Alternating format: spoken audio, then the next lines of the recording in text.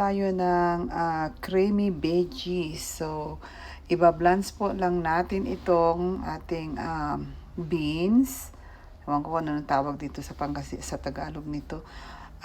Green beans, and then yung atin pong broccoli at cauliflower, iba-blends din po natin yan. Pero, iuna na natin, we have to do this first because this is a little bit matigas or hard.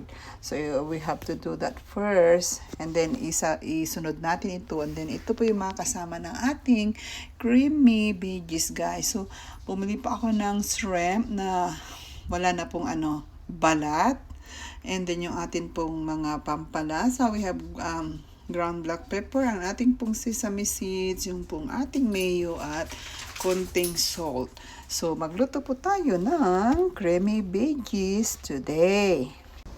Ayan guys, tapos na po yung ating beans na na-boil. So, yung naman ang broccoli at saka cauliflower naman ang binablans natin. And then, nagigisa na rin po tayo tapos na po yung belly, nagisa natin. So, ginigisa na lang po natin yung hipon na isasahog natin dati sa ating creamy vegetable, guys. So, ayan, niluluto po natin para luto na po siyang maigi mamaya. Ayan na po rin po yung toast natin na belly na maliliit into cubes.